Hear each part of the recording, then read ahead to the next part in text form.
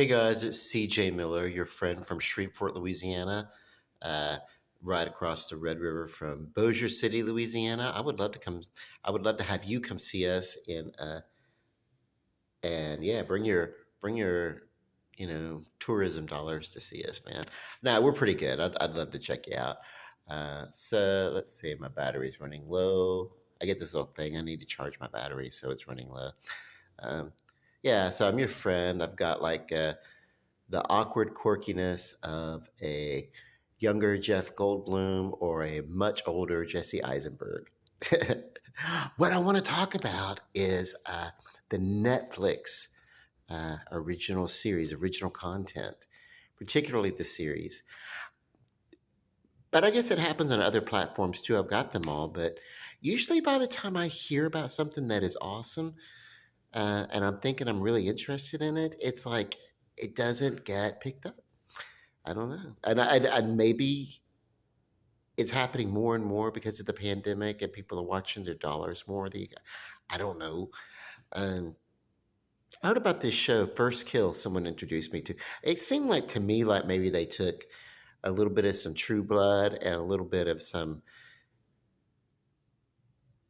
uh, sparkling vampire thing, Twilight, and kind of mixed them together. It's like they took True Blood maybe and set it inside of a high school or something. I don't know. Uh, I it's not something I would originally watch, but I was with someone. They introduced me to it. It's like, okay, yeah, whatever. I'll watch it. It's a short season. That's you know, but even though I like short seasons, I would come back for more seasons of something. Um, I really enjoyed. Ryan Murphy's Ratchet, even though it seemed like they took uh, the big nurse from Cuckoo's Nest, and maybe the casting wasn't exactly right. Like for instance, a hospital in Cuckoo's Nest was like stark white all the way through, pretty much, and there's very little in color variation within the clinic. Uh, and Ryan Murphy's production was very bright, and I don't know. Yeah, and I guess Sarah Paulson was playing a younger character, a younger version of the character. But I think that maybe she and Louise Fletcher were probably around the same age playing that role. As a matter of fact, Louise Fletcher may have been a little bit younger than Sarah Paulson. So I don't know. I'm a little on the fence about that.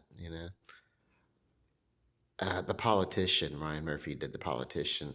It ran for 2 seasons, 2 short seasons, and it was gonna go. It was gonna be a 5-year, 5 season thing, but that didn't pan out. So I don't know. I'm still waiting for some more Feud. Uh, you know, uh, I don't know. Like so, some of his projects, the Ryan Murphy and Brad Falchuk production company, some of the projects come out every few years. Maybe we don't get one every year. Maybe we get one every couple of years or whatever, and that's okay too. But um, I don't know. It's like I wonder if the competition's too bad for streaming content. It's a lot more like dude, if no one's watching you, we're not keeping you. Even HBO has like cut some things, especially from the DC hub of some stuff that I enjoy watching, but some of the things that they've dropped, uh, you know, uh, yeah, you know, uh, so has streaming become so widespread and so competitive that uh, like arena of a gladiator, you know, only the mightiest will live to compete again. Uh,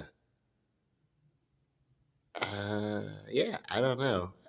And well, where was it? Oh, I think it was Amazon Prime, right? I think they were the one they did Castle Rock with the Stephen King, uh, and it went for 2 seasons. And my God, It started out kind of slow, but it really by the end of that fourth episode, I was locked in. I was like, okay, what's going to happen next? And then it started going at kind of a rapid pace. And then they did a second season, and it was basically going to be uh, another story set in the same town from the perspective of some other people, but it ended up linking, uh, being tied together. They pulled one over on us, and it was like, hey, it's a continuation of the same story. Uh, and where were they going to go with it? And then after that, that there wasn't going to be another. There wasn't going to be another Castle Rock. Another season of Castle Rock. I would have loved some closure, some answers. That's the thing. You know, I feel like if I were to do something, produce something, which I'm not going to, but if I were going to do something on streaming, because I'm poor and I have no team, uh, uh, if I were going to do something, I would most assuredly make sure that season one gets it's a complete story and gets closed and ends on a chapter that can be the end of the story.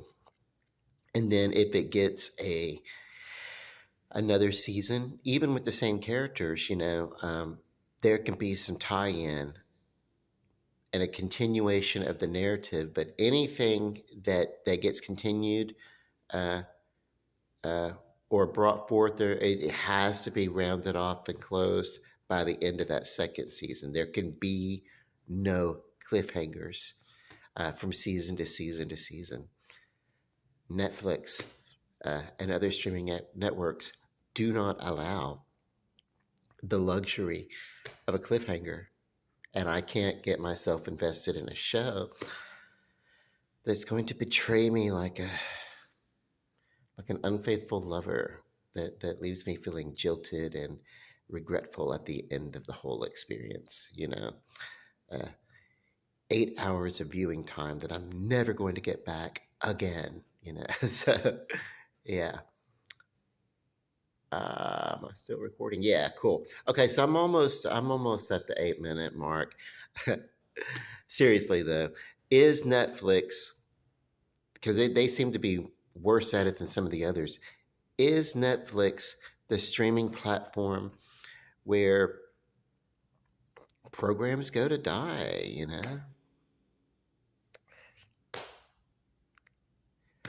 Peace, love. Good night.